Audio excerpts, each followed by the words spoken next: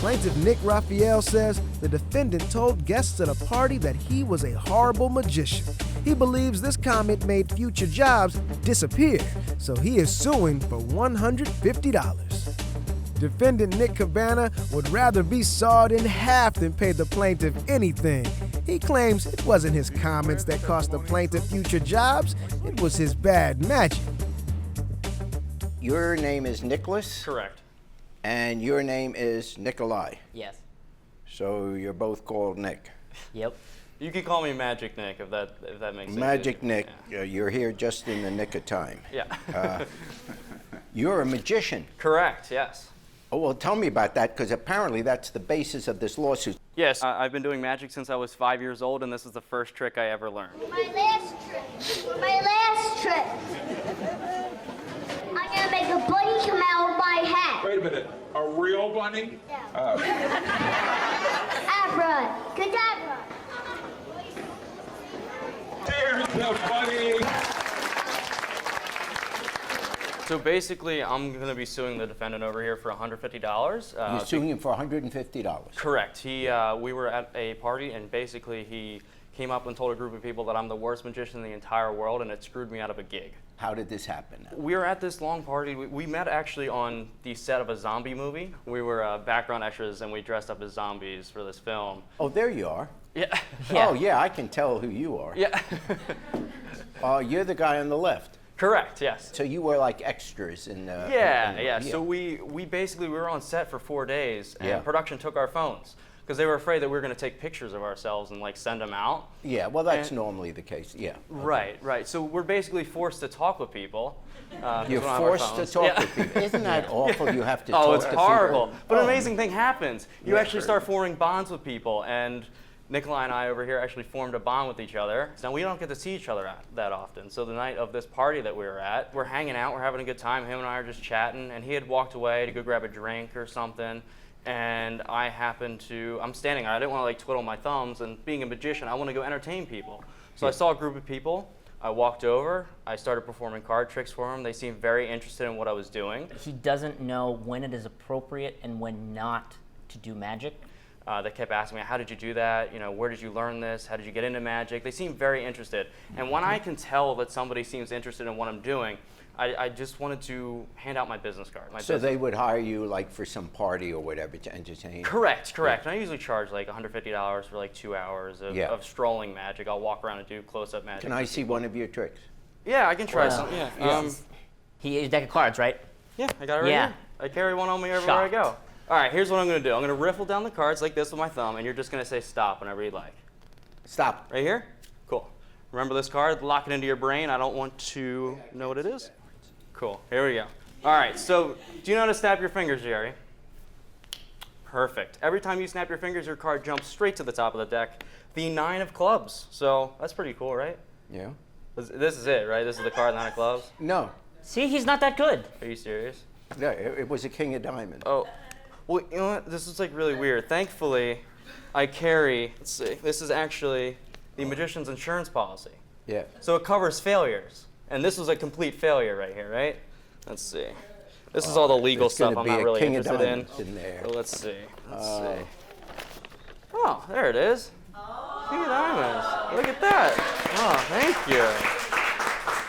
Thank you very much. That was very good. Thank you. I'm going to give you a chance. Okay, so what happened then? Yeah. So you were starting to do tricks. Right, so we're at this party, we start doing tricks, and right towards the end, I wanted to hand out my business card to this group of people because I was thinking they seem very interested in what I'm doing.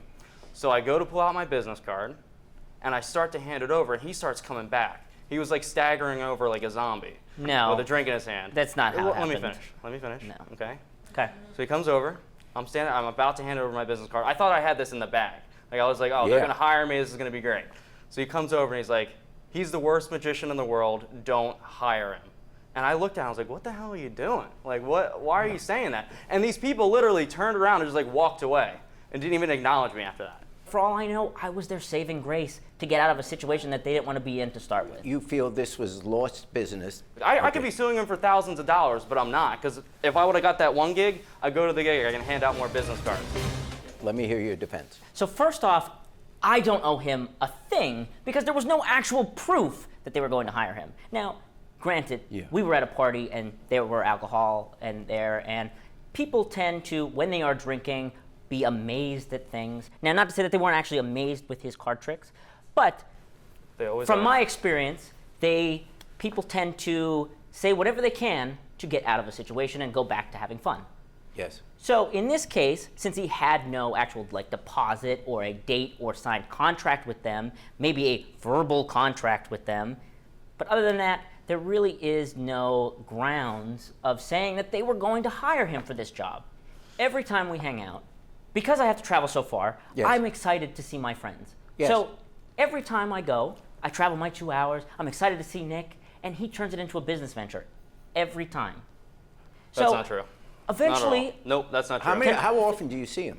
We don't get to see each other a whole lot. Every few months. And if it was an isolated incident, sure, I would be a very supportive friend and say, yes, you should hire him and all this kind of stuff. But because it keeps happening over and over, yes, I got frustrated and I went over jokingly and I said to them, oh, don't hire him. He's not a great magician.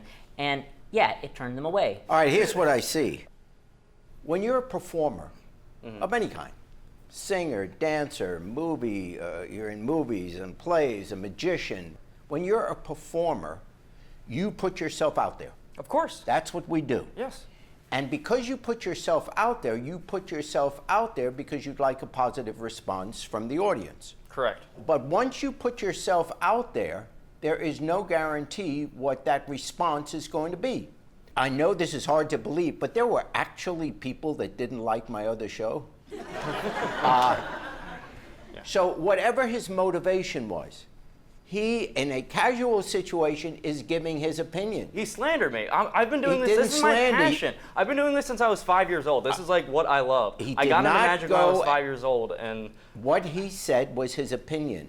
People are entitled to their opinion. All he did, he said, you're not very good at what you do, or you're the worst ever, Well, or it whatever. screwed me out of That's $150. you're interrupting.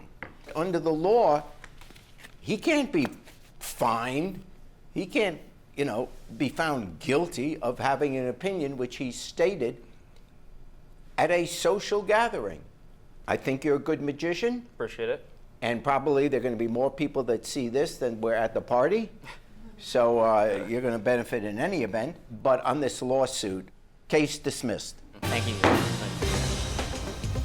For one, I'm glad this is over with, and Judge Jerry sided with me because this was absolutely a ridiculous case to be brought into a courtroom. I really do think that we can get past this, and there'll be brighter futures ahead.